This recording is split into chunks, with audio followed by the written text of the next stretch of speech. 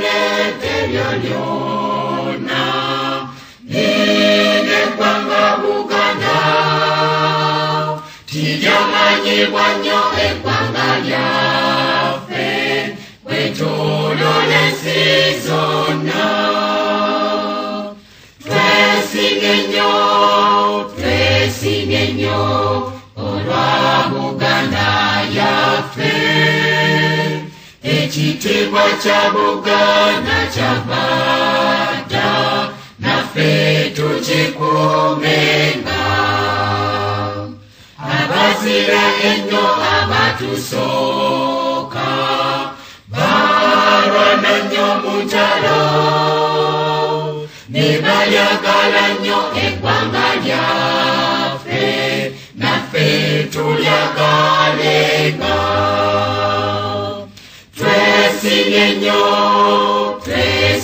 nnyo olwa Buganda yaffe, ekitiibwa kya Buganda kyava dda naffe tukikuumenga. Abaana ba leero katulwane okukuza Buganda nga tujjukira nnyo bajjajja baffe bafiirira ensi yaffe. Twesimye nnyo olwa Buganda yaffe, ekitiibwa kya Buganda kyava dda naffe tukikuumenga. Nze nayimba tya ne sitenda Ssaabasajja Kabaka asanira fuga Buganda bonna naffe nga tumwesiga. Twesimye nnyo olwa Buganda yaffe, ekitiibwa kya Buganda kyava dda naffe tukikuumenga.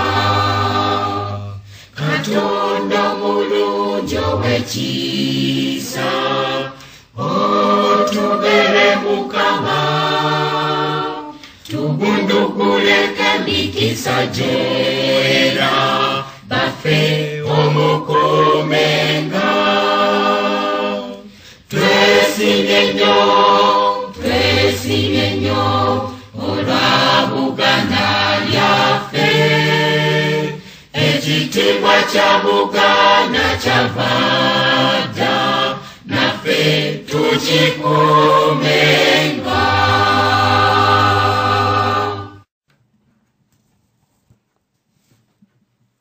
Tubalamusizza nnyo abooluganda mwenna, abako n'ab'emikwano yonna gye muli mwasiibyeyo mutya nno. Ababuuzaako nze Haruna Mutabaazi, abampuliriza mwenna olwaleero ennaku z'omwezi 4 omwezi ogwokusatu omwaka 2012. Eno ye radio y'Abaganda ku www.ababaka.com. Nkomyawo nate okubanjulira programu yammwe Enganzi w'olinywera. Esimu yaffe nga bulijjo ng'oli wabweru wa Bungereza oyongerako 4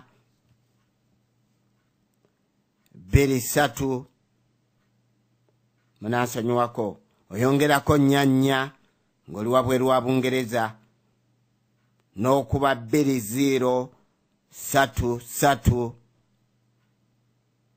7 2 4 8 3. Skype yaffe eri Ngabo ya Buganda era n'eri abo abandyagadde okutuwandiikira ku email yaffe eri ngabo ya Buganda @gmail.com. nga tusinziira wano mu kibuga, nga tusinziira wano mu studio yaffe ngabo ya Buganda eri mu Ilford ku njogoyogo z'ekibuga ekikulu London ekya Bungereza. Mu studio ndiwo ne Buganda Tebwasabwa nga yatuuse dda, era nga bulijjo tusooka n'okwegayirira Katonda waffe nga tumusaba atuyambe okuwangula kaweefube ono gwe tulimu. Katonda waffe Abaganda tugulirewo ekkuba eggolokofu omwaka guno ogutandise omwaka 2012 gube gwa kitangaala eri Abaganda abalumirirwa Obuganda okubujja mu nnyanga. Katonda waffe, Katonda ow'ekisa n'amazima, Katonda awuliriza abalaajana, tukusaba otujje mu kulaajana kwe tulimu okw'ensi yaffe Buganda. Katonda w'abajjajjaffe, Katonda w'ensi yonna, era Katonda w'ensi yaffe Buganda, tukusaba otuwa amagezi okumanya amaanyi n'obuvumu mu kwerwanako kuno okununula ensi yaffe Buganda ojjijja mu buwambe. Tukusaba tufune entegeka eyannamaddala omwaka guno, tutuukirize obweyamo bwaffe obw'okujja nnyaffe Buganda mu mikono gy'abagwira. Tukusaba otuwe amazima, ekitangaala, entandikwa n'obusobozi mu ebyo ebigenda okuyamba abaana baffe n'abazzukulu okusanga Buganda eyeesiimisa.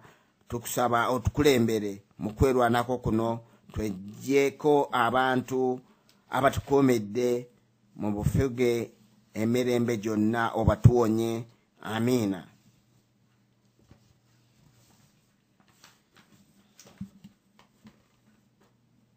Omutwe gwaffe nga bulijjo era nga bwe twagutegeka okugamba nti amazima galituwa eddembe, naye nga twategeka okubeera nti wiikendi eyajjo n'eyaleero nga tujjukira okufa kwa Kayiira gwe baatemulanga 6 Maachi 1987, omusajja omuzira Omuganda oyo eyatemulwa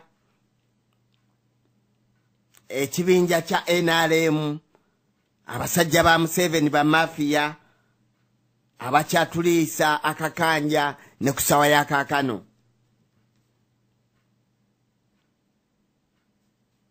Era ng'ababaka yayongera okutegeka n'egamba nti tugenda kujjuukirirako abalwanyi baffe abazira Abaganda abalala abaatemulwa bamafiya ba Museveni ku mulembe gwe.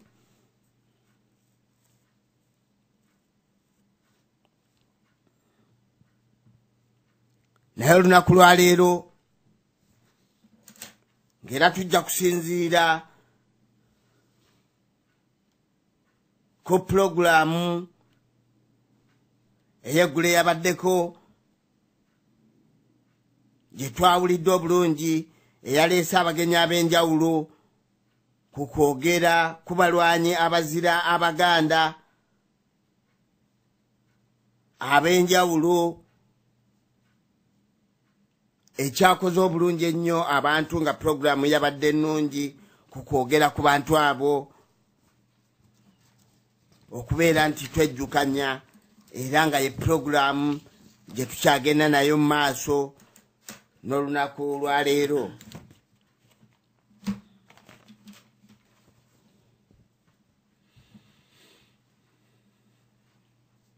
Fe wano mu studio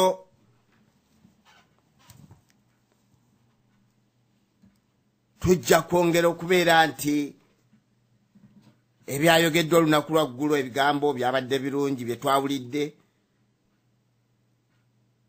naye tujja kusooka twebuuza ekibuuzo nti mu biseera bino oba mu biseera ebyo waliriddawa?